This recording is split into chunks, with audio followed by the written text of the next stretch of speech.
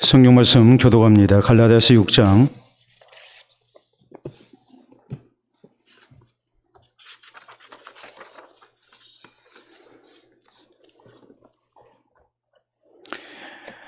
갈라디아서 6장 1절에서 5절 말씀 교독합니다. 형제들아, 사람이 만일 무슨 범죄한 일이 드러나거든 신령한 너희는 온유한 심령으로 그러한 자를 바로잡고 너 자신을 살펴보아 너도 시험을 받을까 두려워하라.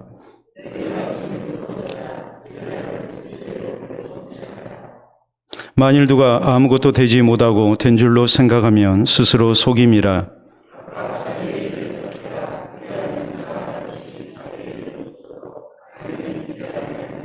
각각 자기의 짐을 질 것이라.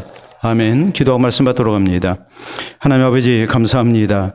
우리 하나님께서 오늘 주의 거룩하고 복된 날 가운데 우리에게 하나님의 말씀을 사모하게 하시고 또 주의 말씀에 귀를 기울일 수 있도록 은혜 주시니 진심으로 감사합니다.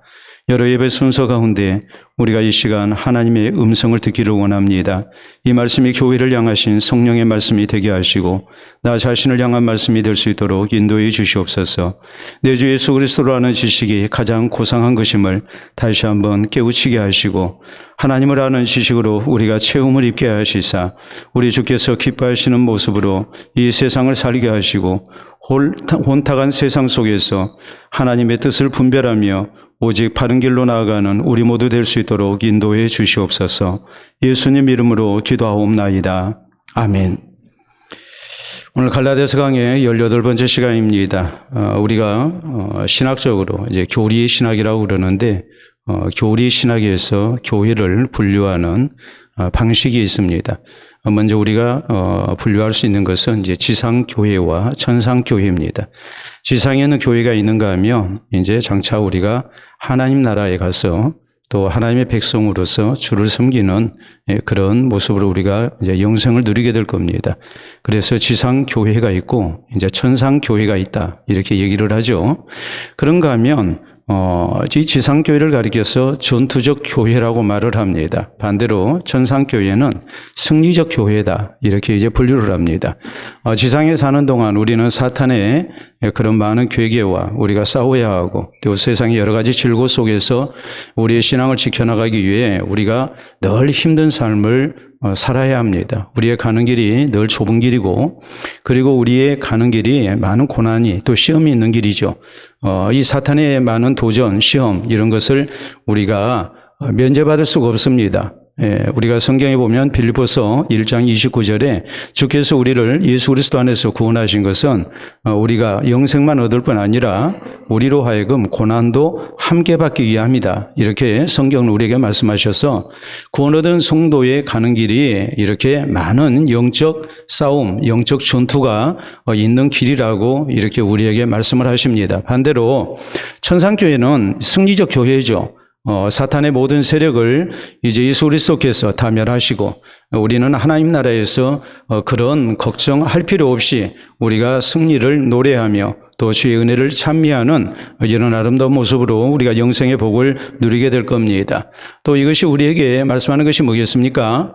이 시상에 있는 교회, 이 전투적 교회는 불완전하다는 것을 얘기합니다. 반대로 천상교회, 승리적 교회는 완전한 교회라는 것을 말씀을 합니다. 지상의 교회는 우리가 아무리 노력을 하고 애쓴다 할지라도 항상 불완전할 수밖에 없습니다. 하나님 나라 가기까지는 우리 개인이나 교회를 놓고 볼 때에 항상 불완전한 그런 것 때문에 우리가 시험 들기도 하고 또 스스로에게 낙심하기도 하고 또 서로에게 여러 가지로 짐이 되는 그런 경우도 실제하는 것이 이제 우리의 신앙생활의 모습입니다. 그렇기 때문에 지상교회는 어떤 모습이겠습니까? 알곡이 있는가 하면 가라제가 있는 교회죠. 불완전한 교회입니다. 성도만 그러는 게 아니고 교회 자체가 그렇습니다. 세상에 아무리 우리가 완전한 교회를 꿈꾼다 할지라도 그 교회에 시험거리가 많고 또 여러 가지 어려움이 있다는 것은 우리가 절대 부정할 수 없는 현실입니다. 우리가 그런 착각에서 벗어나야 합니다. 이 지상에 완전한 교회는 절대 있을 수 없습니다. 불완전한 사람들이 모여서 신앙생활을 하는데 어떻게 교회가 완전할 수 있겠습니까? 우리가 하나님 나라 가기까지는 교회는 항상 불완전한 부분이 있기 마련이고 우리 성도 한 사람 한 사람은 불완전한 온전한 모습으로 우리가 신앙생활 하다가 이제 하나님의 주신 은혜 가운데 성화의 과정을 거쳐서 이제 영화로운 모습으로 하나님 나라 들어가는 것이 성경이 우리에게 약속하신 모습입니다. 자, 우리가 잘 알다시피 민수기는 애굽에서 노예 생활하다가 하나님의 은혜로 해방된 이스라엘 백성들이 이 출애굽한 백성들이 하나님이 약속하신 가나안 땅 가기까지의 여정을 기록하고 있는 성경입니다. 그래서 두 번의 인구조사가 이루어지죠. 민수기라는 말 자체가 백성 민자의 셀 숫자입니다. 백성의 수를 셌다는 말입니다. 애굽에서 나왔을 때에 남자 장정이 몇 명이었는가 이제 그 수를 세죠. 그리고 40년이 지나고 난 다음에 이제 가나안 땅 들어가기 전에 40년 사이에 어떤 일이 있었는가, 그리고 인구 변화가 어떻게 이루어졌는가, 이것을 이제 밝히는 것이 바로 민수기거든요. 그런데 이 민수기 우리가 성경을 보면 그냥 백성의 수만 센 기록을 남기고 있지 않습니다. 왜 첫 세대 사람들이 광야에서 죽고 출애굽한 2세대 사람들이 가나안 땅 들어가게 됐는가? 그것은 광야 생활 가운데 이 백성들 사이에 참 문제가 많았다. 이것을 우리에게 밝히고 있는 거예요. 우리의 신앙생활 속에서 우리가 구원의 감격 속에 우리가 하나님 나라를 향해 나아간다 할지라도 하나님의 백성들이 모인 그 광야 생활이라는 것이 참 문제가 많았다. 그리고 그 문제 속에서 많은 사람들이 하나님의 징벌로 죽어갔고, 그리고 약속하신 가나안 땅을 들어가지 못하는 그런 불행한 모습이 계속해서 있었다라고 우리에게 말씀을 하고 있는 겁니다. 그런데 성경은 사도행전 7장 38절에 스데반 집사의 마지막 설교를 통해서 우리에게 말씀합니다. 자, 출애굽했던 이스라엘 백성들이 광야에서 생활했던 것이 과연 어떤 교회의 모습인가? 이것을 놓고 광야 교회라는 말을 사용합니다. 광야 교회에서 성도들이 이렇게 구원받은 백성들이 생활했는데 이것이 불완전한 모습이었고, 그리고 늘 사탄의 시험 가운데 넘어지는 모습이었고, 문제가 하나둘이 아니었다. 이것을 우리에게 말씀하고 있단 말이에요. 그렇기 때문에 광야 교회가 실패한 교회였다면 오늘 지상에 있는 영적인 출애굽한 우리 성도들이 광야 생활을 거쳐서 하나님 나라를 가는데, 우리가 광야 교회 속에서 지금 신앙생활을 하는데 우리의 모습은 완전할 수 있을까요? 절대 그렇지 않습니다. 우리 교회가 완전할 수 있을까요? 절대 그렇지 않습니다. 낙원 교회라는 이름이 우리의 희망사항이지 우리 교회가 낙원은 절대 아니란 말이에요. 하나님 나라 가기까지 우리에게 낙원은 있지 않습니다. 그렇기 때문에 우리는 오늘 우리의 현실을 직시하고 또 솔직하게 인정해야 합니다. 나에게도 문제가 있고 다른 사람에게도 문제가 있고 교회에도 문제가 있습니다. 이런 문제 속에서 우리가 어떻게 믿음을 지키고 나가야 할 것인가, 이것이 우리에게 주어진 중요한 숙제입니다. 이것을 잘 감당해야 우리가 광야교회에서 낙오되지 않고 하나님께서 약속하신 가나안 땅을 들어가는 성도가 될 수가 있는 겁니다. 자, 우리는 지난 시간에 예수 그리스도의 복음은 율법과 죄로부터의 자유를 우리에게 주신 거라고 그랬습니다. 그렇다고 해서 우리 마음대로 이 자유를 사용하는 그런 모습으로 신앙생활에서는 안 된다고 그랬습니다. 하나님께서 그리스도를 통해서 우리에게 주신 이 자유를 우리가 바로 사용해야 한다고 그랬죠. 자, 그렇기 때문에 성령께서는 우리가 육체의 소욕을 따르고자 할 때 성령의 소욕을 일으키시고 이 둘이 자꾸 충돌을 하게 하고 영적인 갈등을 느끼게 한다고 그랬습니다. 이런 때 우리가 성령의 인도에 순종해야 하고, 그래서 우리가 성령의 열매를 맺어야 되는데, 우리 그리스도인이 성령의 열매를 맺는 성령 충만한 모습은 무엇인가? 그것은 어떤 신비로운 세계를 경험하는 것이 아니고 이제 온전히 예수 그리스도의 인격을 닮아가는 그런 작은 그리스도인으로 살아가는 그런 모습이라는 내용의 말씀을 우리가 살폈습니다. 이런 성령의 열매가 있어야 우리가 구원받은 우리 주님의 제자요 백성이라고 우리가 말을 할 수가 있다는 거죠. 자, 오늘 성경 말씀은 이런 성도들이 교회를 이루고 이런 신앙생활을 하는데, 우리 모든 성도가 항상 성령의 열매만을 맺고 신앙생활하는 것이 결코 아니에요.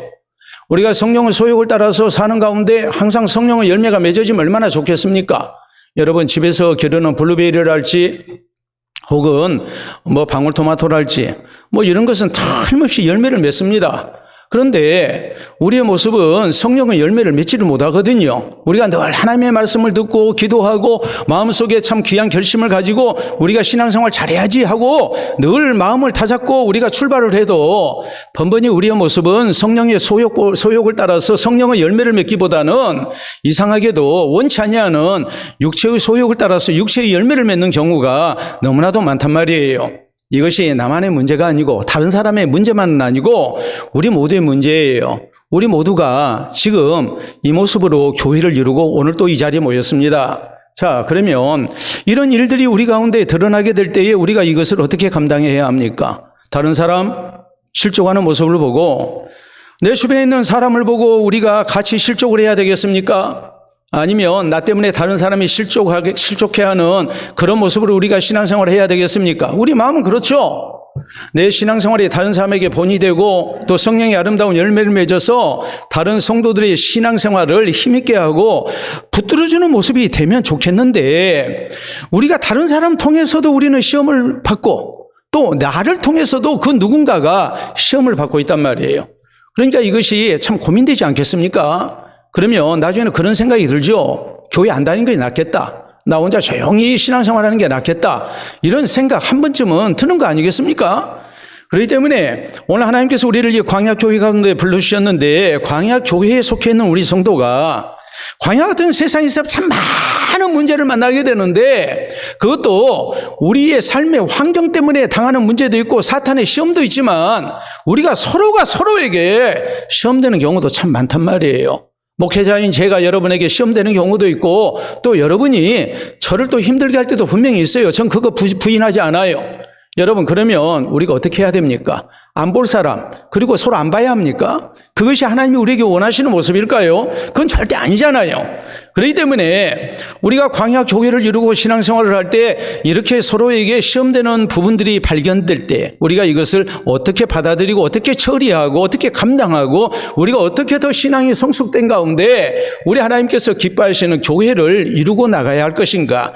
그래서 이 지상교회가 천성교회, 천상의 교회로 나아가고 또 전투적 교회가 승리적 교회로 나아가고 또 불완전한 교회가 완전한 교회를 향해서 나아가는 이런 모습이 돼야 된다는 말이에요. 자, 그래서 오늘 성경 말씀은 이제 이 문제를 우리에게 신지하게 고민하게 만듭니다. 자, 오늘 성경은 우리에게 뭐라고 말씀할까요? 먼저 오늘 성경은 우리에게 있어서 이렇게 시험되는 부분이 발견되게 될 때 다른 사람을 통해서 우리가 성령의 열매를 맺지 못하고 오히려 육체의 소욕을 따라가지고 우리 하나님께서 바라시는 그런 모습이 아닌 우리의 신앙을 흔들 만한 그런 잘못된 모습을 우리가 보게 될 때에 우리의 성도는 온유한 심령으로 저희가 바른 신앙생활을 할 수 있도록 도와줘야 된다라고 이렇게 말씀을 합니다. 자, 1절에 있는 말씀 봅니다. 형제들아, 사람이 만일 무슨 범죄한 일이 드러나거든 신령한 너희는 온유한 심령으로 그러한 자를 바로 잡고라고 이렇게 말씀을 합니다. 자, 여기 범죄가 나오는데 이 범죄라는 것은 원치 아니하게 하나님 말씀대로 살지 못해서 발생되는 여러 가지 이제 범죄 행위를 얘기합니다. 하나님 말씀대로 살지 못한 것. 여러분 성경은 범죄, 죄라는 것을 뭐라고 정의하고 있냐면 이게 헬라말로 하말티아라는 말이거든요. 하말티아라는 말은 관역을 벗어났다는 말이에요. 자, 우리가 양궁을 생각해 보세요. 양궁을 보면 가운데 맞으면 골드죠. 10점은 10점을 맞죠. 예, 그러면서 이제 점수가 점점 이 관역에서 벗어나게 되면 9점, 8점 이렇게 되지 않습니까? 하말티아라는 말, 이 말의 의미는 관역을 벗어났다. 정중앙에 맞추지 못하고 이제 그 옆에 맞는 것을 얘기합니다. 어떤 경우는 0점짜리도 나올 수 있겠죠. 그렇기 때문에 죄라는 것을 어떻게 정의를 하느냐? 하나님의 말씀을 순종함에 있어서 부족하거나 혹 어기는 것을 말한다 그랬어요. 그러니까 우리가 성경에 말씀하는 죄라는 것은 세상적 기준에서의 죄가 아니에요. 우리가 하나님의 말씀대로 살지 아니한 것들을 죄라고 말하는 거예요. 우리가 하나님의 말씀에 순종할 때에 어기거나 부족한 것을 다 죄라고 말씀을 하고 있는 거예요. 이런 일들이 우리 주변에서 발견이 됩니다. 하나님의 백성으로서 하나님의 말씀대로 살아야 할 성도가 하나님의 말씀대로 살지 못해서 그래서 그런 일들이 이제 교회 안에서 문제가 될 수 있고 또 나에게 시험거리가 될 수가 있습니다. 내가 그런 일들을 알게 됐습니다. 그럼 어떻게 해야 합니까? 오늘 성경은 말씀하기를 신령한 너희는 온유한 심령으로 그러한 자를 바로 잡으라라고 이렇게 말씀을 합니다. 자, 여기 신령한 너희는 이라는 말씀을 하고 있는데 신령한 너희라는 말을 우리가 가장 쉽게 해석을 하자면 영적으로 거듭난 성도라는 말이에요. 이게 신령한 하나님의 백성이라는 말이에요. 자꾸 우리가 신령하면 누구를 생각하냐면 정말 신령을 생각합니다. 산신령. 우리가 자꾸 신령을 그런 의미로 생각을 해요. 신령은 그런 의미가 아니에요. 여기서 말씀하는 신령이라는 것은 예수 그리스도를 나의 구주로 믿고 영적으로 거듭난 성도를 말하는 겁니다. 이게 신령한 하나님의 백성들을 말하고 있는 거예요. 우리는 영에 속한 사람이에요. 이런 의미에서 우리가 신령한 하나님의 백성이에요. 육에 속해서 멸망을 향해서 나가는 사람이 아니라 예수 그리스도를 구주로 믿도록 성령을 받은 사람들이에요. 그래서 우리가 예수님을 구주로 믿고 하나님의 백성으로 살아가는 사람들, 영에 속한 사람들, 이것을 신령한 너희라고 이렇게 말씀을 하고 있는 겁니다. 자, 온유한 심령으로 그러한 사람을 바로잡으라. 온유한 심령이라는 것은 무엇을 얘기하는가? 상대방에 대해서 굉장히 자애롭고 또 너그러운 마음을 가진 상태를 얘기합니다. 함부로 정죄하지 아니하고 너 그럴 줄 알았다 하면서 조롱하고 비판하고 하는 모습이 아니라 그 죄 지은 사람을 놓고 볼 때 하나님의 말씀대로 살지 못한 사람을 볼 때에 안타까운 마음을 갖고 또 그를 긍휼히 여기면서 또 자비를 베풀면서 그를 이해하려고 노력하는 모습을 얘기합니다. 이게 온유한 심령이라는 말입니다. 자, 바로 잡으라고 했습니다. 바로 잡으라는 말은 원문의 뜻을 보자면 두 가지 의미가 있습니다. 첫째, 바로 잡는다는 말은 부러진 뼈를 바로 맞추는 것을 얘기합니다. 여러분, 사람이 뼈가 부러지면 그걸 바로잡기 전에는 제대로 걷지도 못하고 힘을 쓸 수가 없습니다. 뼈를 바로 잡아줘야 합니다. 다음으로 바로 잡는다는 말은 무엇을 의미하느냐? 그물을 던져서 고기를 잡는데 그물을 던지다 보면 그물코가 이렇게 찢어지기도 하고 또 이렇게 이제 낡아서 구멍이 나기도 하죠. 이런 것을 이 그물코를 이렇게 꼼꼼하게 그 코를 맞춰가는 것을 얘기하는 거예요. 이게 바로 잡는다는 그런 뜻이에요.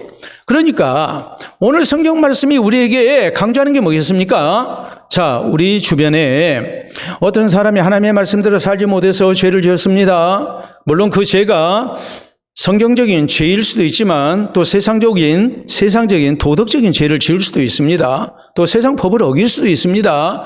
모든 것이 포괄적으로 하나님의 말씀대로 살지 못한 모습이죠. 그런 모습을 보면 우리가 손가락질하고 비판하고 정죄하고 그렇게 해라는 말이 아니에요. 우리는 영에 속한 사람이기 때문에 내 모든 죄가 그리스도 안에서 먼저 용서받은 사람이기 때문에 영의 사람으로서 신령한 너희는 온유한 심령으로 그런 사람을 불쌍히 여기고 그런 사람을 안타까워하고 그리고 그를 통해서 이제 내 마음이 같이 아파하면서 어떻게 하면 내가 저 사람을 도와줄까? 어떻게 하면 저 사람이 신앙생활 잘할 수 있도록 내가 도와주고 바로 세워줄까? 그 생각을 하고 그 노력을 해야 한다는 말이에요. 여러분, 예수님 당시에 바리새인들은 자기들은 의로운 자라 그러고 성별된 자라 그러고 세리나 죄인들을 보면은 막 정죄를 하죠. 예? 우리가 누가복음에 있는 말씀을 보면 누가복음 18장에 그런 대목이 나옵니다. 세리와 바리새인이 같이 성전에 올라가 기도합니다. 그런데 이 바리새인이 세리와 따로 서죠.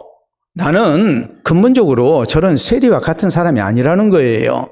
같이 안 앉겠다는 거예요. 그리고 뭐라고 그럽니까? 예? 나는 저 세리와 같지 아니함을 감사합니다. 나는 11조를 드리고 1회에 2번 금식을 하고 뭐 이런저런 아주 선한 일을 많이 했습니다 하면서 자기 자랑을 막 늘어놓잖아요.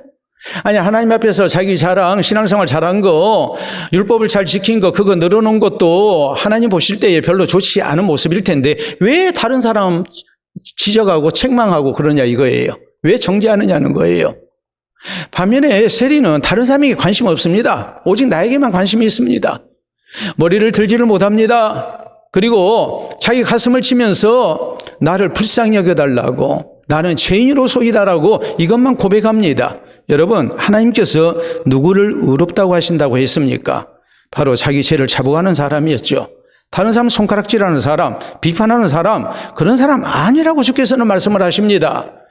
여러분, 우리 예수님께서는 세리, 죄인들, 이런 사람들도 다 가까이 하셨습니다. 말 그대로 죄는 미워하셨지만 죄인은 사랑하셨습니다. 그 예수님의 사랑이 우리를 구원의 길로 인도한 거예요.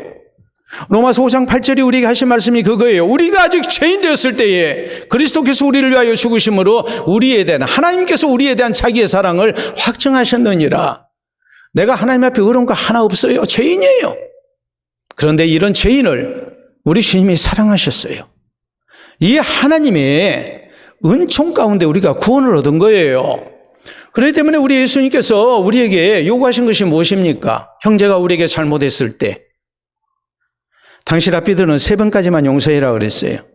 3번을 넘기게 되면 네가 바보 된다 그랬어요. 베드로가 예수님께 묻습니다.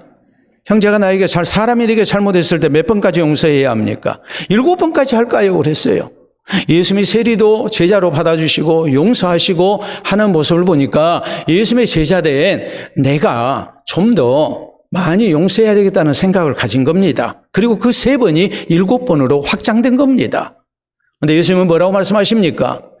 7번씩 70번이라도 하라고 말씀하십니다. 그러면 490번까지입니까? 아니죠. 온유한 심령으로 그 사람을 긍휼히 여기라는 거예요. 용서하라는 거예요. 여러분, 그렇기 때문에 우리 예수님께서는 예수님의 경고가 있었음에도 불구하고 입으로는 호언장담했지만 우리 예수님께서 잡히실 때에 내가 옥에도 가고 내가 죽는 데까지 가겠다고 이렇게 장담했던 베드로에게 분명히 경고하셨습니다. 오늘 밤 닭 울기 전에 네가 나를 3번 부인할 것이다. 아니, 절대 그런 일 없을 겁니다. 했지만은 베드로는 넘어졌습니다. 이런 베드로를 예수님께서 너 그럴 줄 알았다 그러십니까? 그렇게 안 하시죠.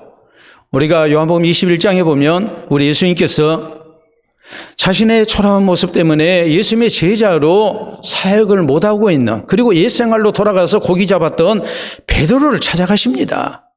네가 나를 이 사람들보다 더 사랑하느냐? 3번을 물으시고 3번 다 용서하시고 그에게 새 출발하도록 해주십니다.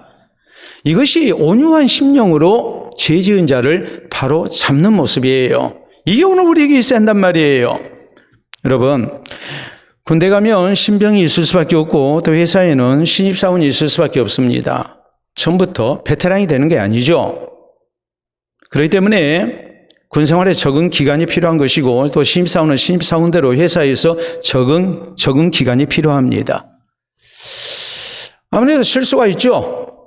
이런 실수를 군기가 빠졌다는 등, 요새 얘들은 저런다는 등 그렇게 얘기하는 고참이 있다면 좋겠습니까? 너그러운 마음으로 이해해야죠. 잘 적응할 수 있도록 도와줘야죠. 그러니까 적응 기간이라는 게 있는 거예요. 자, 여러분 한번 봐보세요. 여러분 사진을 보시게 되면 우리가 잘 아는 배지가 나옵니다. 저게 무슨 배지입니까? 스마일 배지입니다. 자, 스마일 배지 우리가 한때 열심으로 저거 차고 다녔습니다. 수십 년 전에. 지금도 스마일 배지 차고 다니는 사람이 있죠. 그런데 오늘날 군대에 가면 스마일 배지를 찹니다. 누가 찰까요? 보겠습니다. 바로 신병들이 찹니다. 저것은 신과 함께라는 영화에 나온 한 대목이에요. 야, 군인이 저렇게 잘생긴다 그러지 마시고 저건 배우예요. 근데 군대 신병이 저렇게 스마일 배지를 차요. 저것은, 이 신병은 이제 갓 입대한 말 그대로 병아리입니다. 신참입니다. 그러니까 뭐 해라는 거예요? 실수해도 봐주라는 거예요. 그냥 웃어주라는 거예요. 이런 의미예요. 여러분, 성경은 에베소 4장 32절에 우리에게 말씀합니다. 서로 친절하게 하며 불쌍히 여기며 서로 용서하기를 하나님이 그리스도 예수 안에서 너희를 용서하심과 같이 하라. 내가 구원받을 만하니까 하나님께서 나를 구원의 백성으로 불러주신 게 아니에요. 하나님이 은혜 없다면 우리는 절대 구원받지 못할 사람이에요. 근데 나를 하나님께서 용서하셨습니다. 그리스도 안에서 용서하셨습니다. 이제 우리가 서로 어떻게 해야 되는가? 서로 불쌍히 여기고 서로 인자하게 대하고 서로 용서하고 우리가 그렇게 살아야 한다고 말씀합니다. 빌립보서 4장 5절은 또 우리에게 말씀합니다. 너희 관용을 모든 사람에게 나타나게 하라. 모든 사람이 알게 해라. 주께서 가까우시니라. 우리가 하나님 앞에 설 날이 다가오는 때에 우리가 너그러운 마음으로 다른 사람을 대하는 성도가 되어야 된다는 말이고, 그 너그러운 마음으로 대해야 할 대상 가운데 우리가 빼놓지 말아야 할 사람은 죄 짓는 사람들이에요. 하나님 말씀대로 살지 못한 사람들이에요. 나중된 성도들이에요. 우리가 그들을 향해서 항상 온유한 심령으로 저희를 바로잡기를 도와주기를 힘쓰는 그런 모습으로 우리가 주의 교회를 세워나가야 합니다. 왜냐하면 이것은 우리 모두가 겪었던 일이고 또 우리 모두에게 앞으로도 필요한 일이기 때문에 그렇습니다. 다음으로 오늘 성경 말씀은 이런 사람들을 볼 때 우리가 또 어떻게 해야 되느냐. 다른 사람을 통해서 나 자신을 살펴보라는 거예요. 그리고 우리가 바른 신앙생활을 힘쓰는 성도가 돼야 된다고 말씀합니다. 자, 1절 말씀 다시 봅니다. 형제들아, 사람이 만일 무슨 범죄한 일이 드러나거든 신령한 너희는 온유한 심령으로 그러한 자를 바로잡고 너 자신을 살펴보아 너도 시험을 받을까 두려워하라라고 말씀하십니다. 자기 반성과 성숙의 기회로 삼으라는 거죠. 3절에 있는 말씀을 보면 만일 누가 아무것도 되지 못하고 된 줄로 생각하면 스스로 속임이라라고 말씀합니다. 나 자신의 부족을 살피는 사람이 되고 혹시라도 영적 교만에 빠져서는 안 된다는 말이에요. 여러분, 잘못한 사람, 죄 지은 사람, 실수한 사람, 넘어진 사람 우리가 보면 아이고 사람이 칠칠치 못해서 저랬다. 나는 절대로 안 그럴 사람이야. 우리가 그런 생각하지 말라는 거예요. 우리도 얼마든지 그렇게 넘어질 수 있는 사람이에요. 또 그 사람의 모습이 과거 누구의 모습입니까? 내 모습이죠. 예?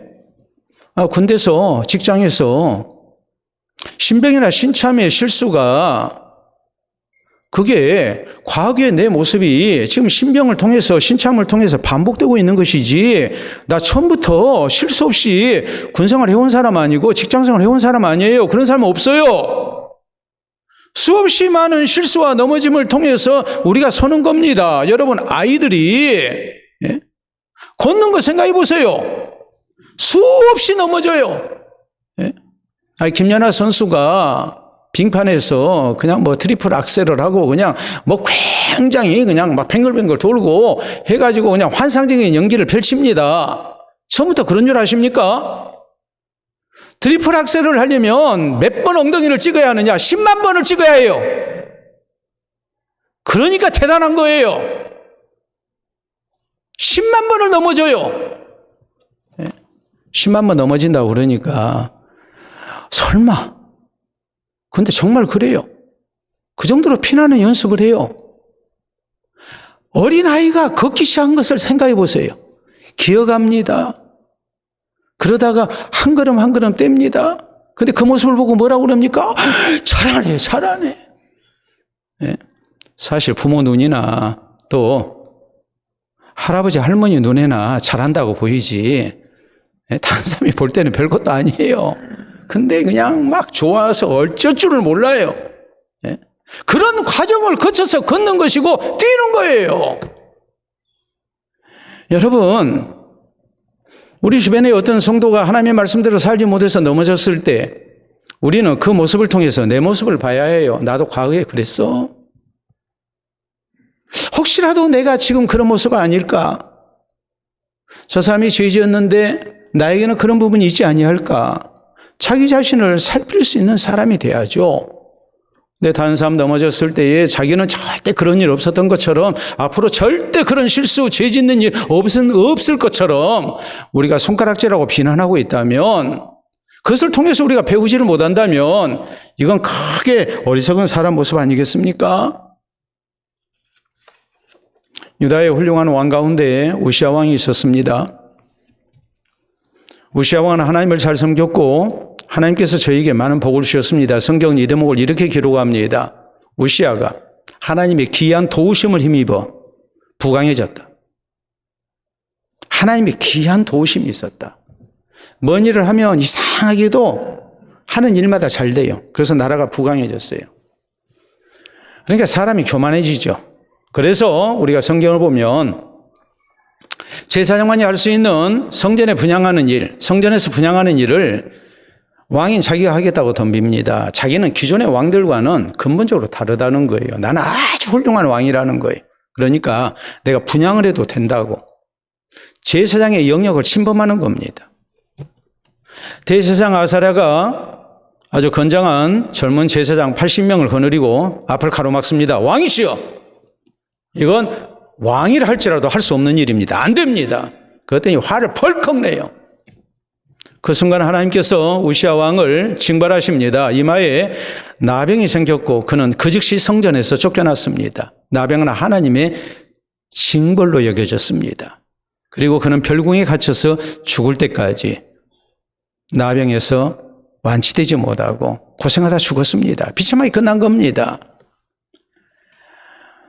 이 아버지가 왕에서 물러나고 난 다음에 아들 요담이 왕위에 올랐습니다. 근데 성경은 요담에 대해서 이렇게 기록합니다. 요담은 성전에 올라가지 아니했다. 아들 요담은 아버지를 통해서 배운 거예요.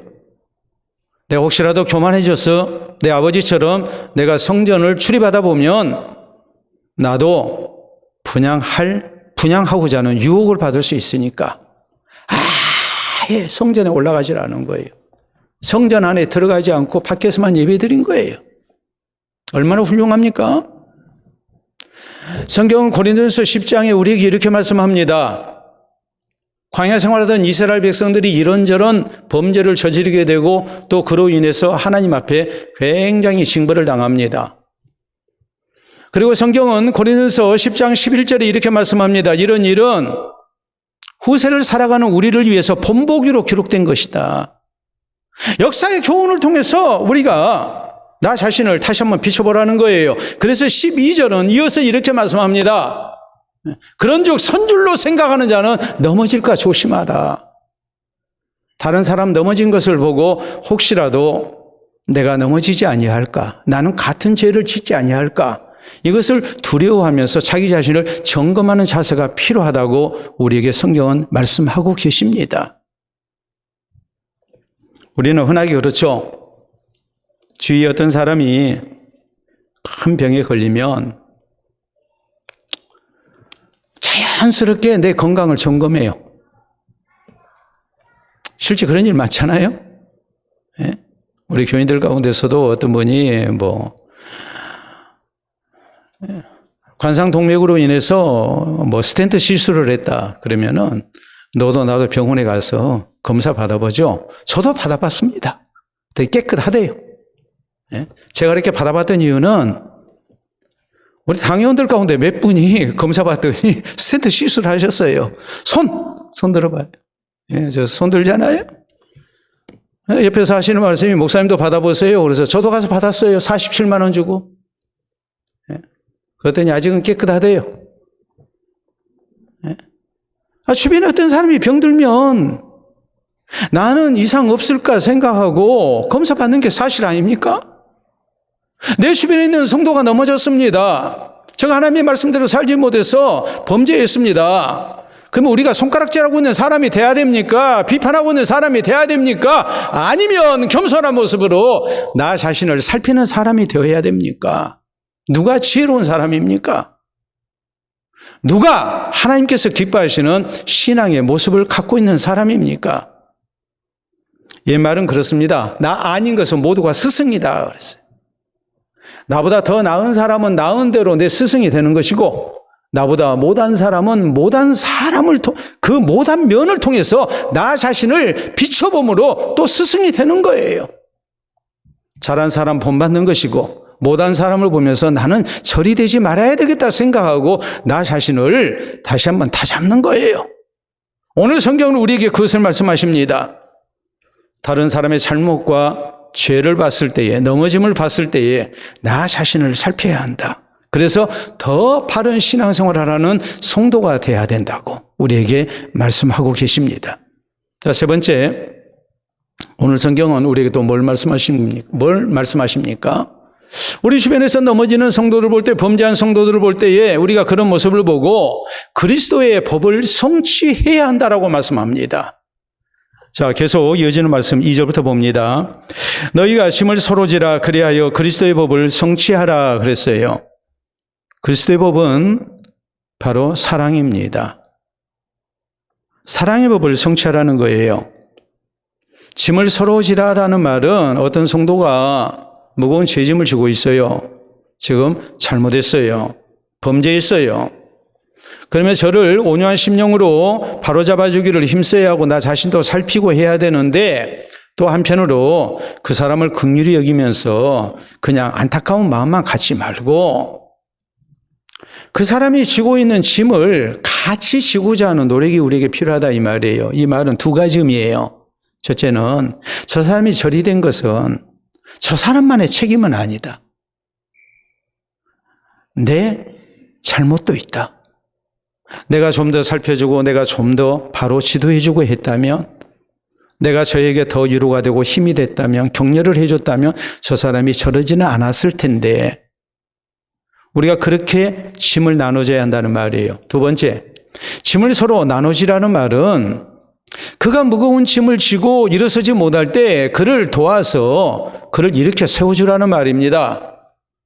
그러니까 짐을 지라는 말은 무슨 뜻이겠습니까? 먼저는 책임의식을 같이 느끼는 거죠. 두 번째는 어떻게 하면 저 사람이 이 힘든 상황에서, 이 불신앙의 자리에서 다시 벗어날 수 있도록, 새 출발할 수 있도록 내가 도와줄까? 그것을 함께 고민하고 내가 할 수 있는 최선을 다해서 그의 신앙을 회복시켜주는 사람이 되라는 말이에요. 그걸 도와주라는 사람이 되라는 거예요. 그게 서로 짐을 나누지라는 뜻이에요. 그렇기 때문에 4절에 각각 자기의 일을 살피라. 그리하면 자랑할 것이 자기에게는 있어도 남에게는 있지 아니하리니 각각 자기의 짐을 질 것이니라. 이 말씀은 다른 게 아닙니다.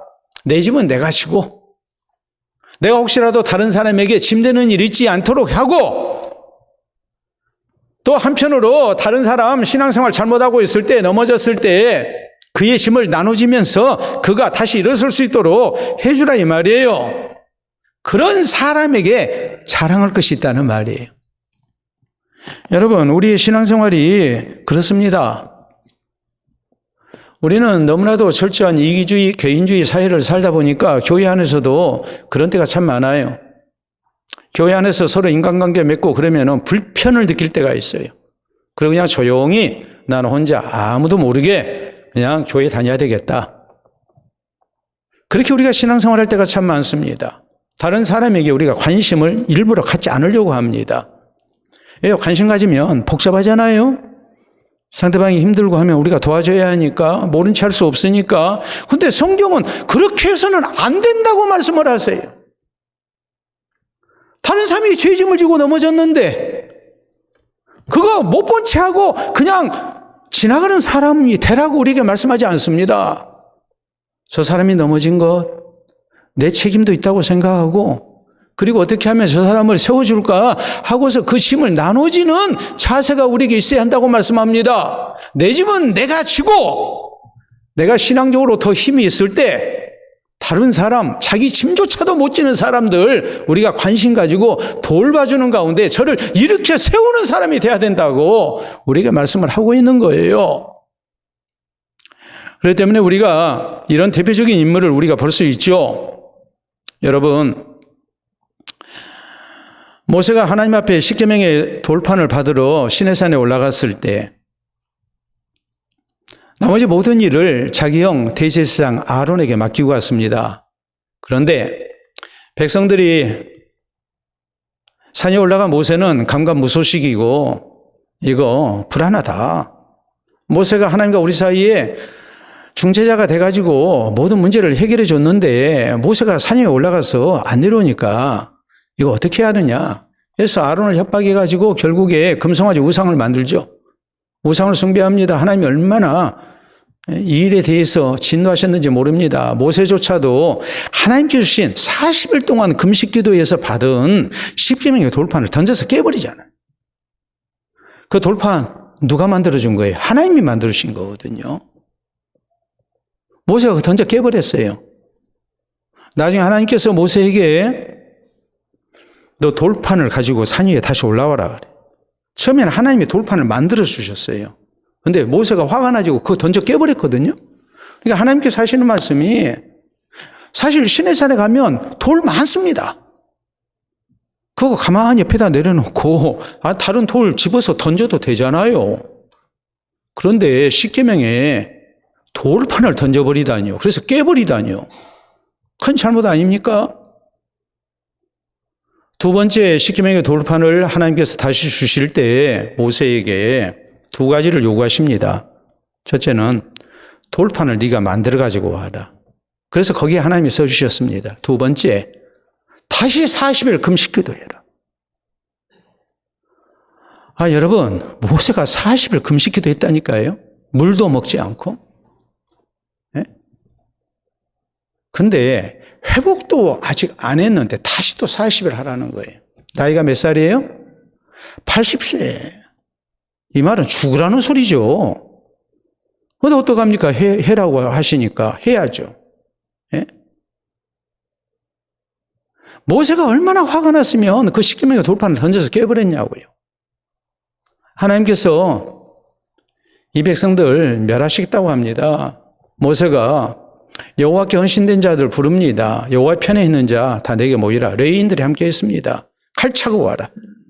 해가지고 우상 숭배했던 주동자들 다 3,000명을 칼로 쳐 죽였습니다.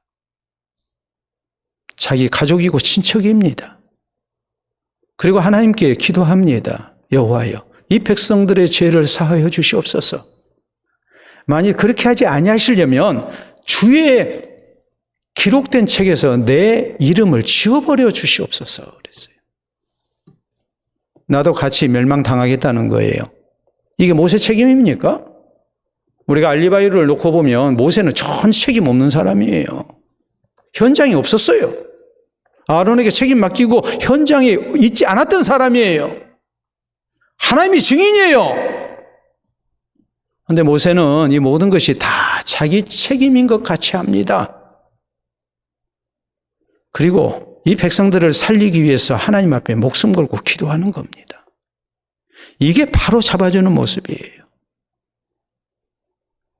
우리 예수님께서는 죄인이 아니신 분으로서 스스로 죄인의 자리로 나아가셨습니다. 그리고 십자가 지시고 우리를 구원하셨습니다. 이 주님이 우리에게 명령하신 것이 바로 이것입니다. 다른 사람들, 넘어진 사람들 일으켜주라는 거예요. 책임의식을 가지고 그 사람을 세워주라는 거예요. 그리스도의 사랑으로. 그래서 그리스도의 법을 성취하는 교회가 되라고, 성도가 돼야 된다고 말씀합니다.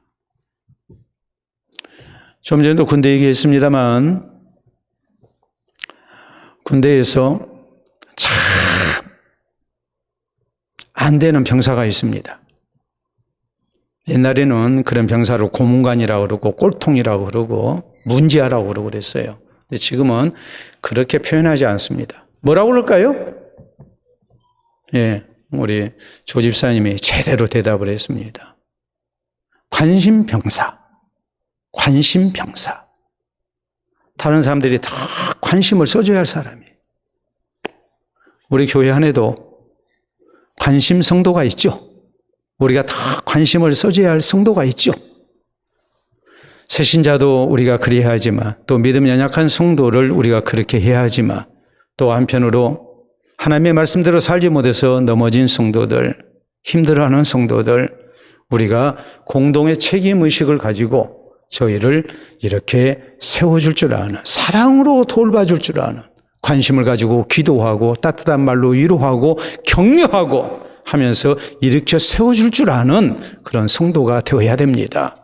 사랑하는 성도 여러분, 아프리카 속담에 그런 말이 있죠. 빨리 가려거든 혼자 가고 멀리 가려거든 함께 가라라는 말입니다. 빨리 가려면 혼자 가는 게 좋습니다. 근데 멀리 가려면 함께 가야 합니다. 하나님의 교회도 마찬가지입니다. 하나님께서 우리가 이 지상 사는 동안 지상 교회를 허락하셨습니다. 전투적 교회를 허락하셨습니다. 우리가 이 땅 사는 날 동안은 불완전합니다. 문제가 많습니다. 이런 문제가 많은 세상 속에서 교회 속에서 우리가 어떻게 아름다운 교회를 세우고 우리의 신앙을 지켜나가야 합니까? 나 혼자만 신앙생활 잘하면 된다는 생각 버려야 합니다. 하나님은 우리를 그리스도 안에서 함께 만나게 하시고 함께 하나님 나라 사역을 이루게 하시고 함께 하나님 나라까지 오게 하셨습니다. 먼 길입니다. 먼 길이기 때문에 우리는 혼자 가서는 안 됩니다. 우리는 함께 가야 합니다. 우리가 어떤 모습으로 함께 가야 합니까?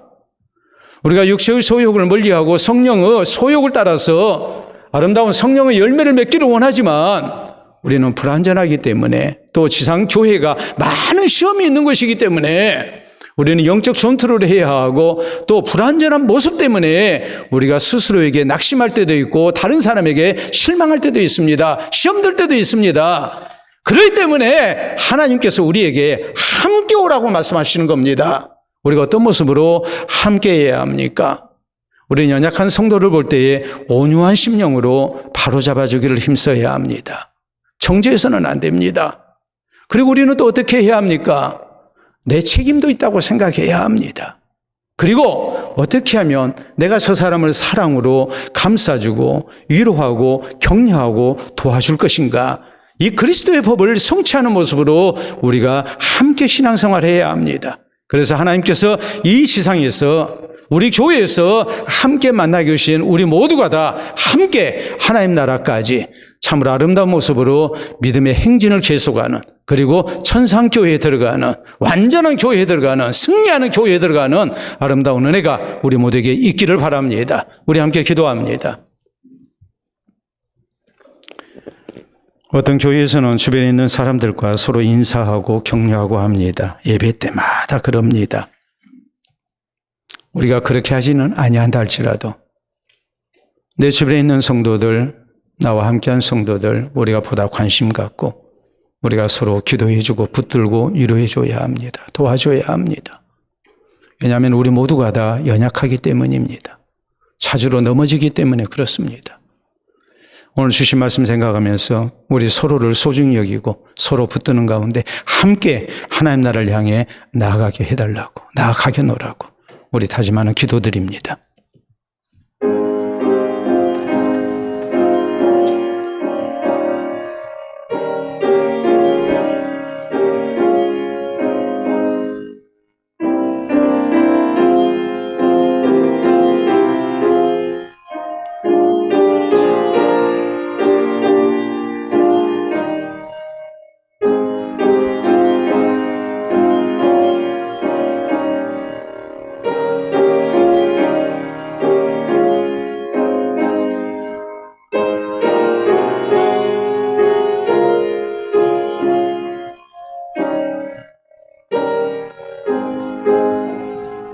자비로우신 우리 아버지, 은혜를 진심으로 감사합니다. 우리를 오늘까지 참아주시고 살아계신 하나님의 자비와 긍휼 가운데 믿음의 백성으로 주의 교회 가운데 있게 된 것 진심으로 감사합니다. 우리 하나님의 크신 긍휼의 복인 줄로 알고 우리가 주님의 크신 은총을 받은 성도들로 서로를 존귀히 여기며 또 서로를 아끼며 서로 사랑하는 가운데에 우리가 함께 하나님 나라를 향해 나아가기를 원합니다. 혹시라도 우리가 하나님의 말씀대로 살지 못하여 넘어지는 성도를 볼 때에 우리가 긍휼히 여길 수 있도록 도우시고 온유한 심령으로 우리가 바로잡아 줄 수 있도록 인도하여 주시옵소서. 우리가 함께하여 하나님 나라를 향해 나아가게 하시고 우리가 서로를 붙들고 위로하며 격려하며 또 서로에게 힘이 되는 가운데에 주의 몸된 교회를 이루며 우리가 하나님 나라까지 같이 갈 수 있도록 인도해 주시옵소서.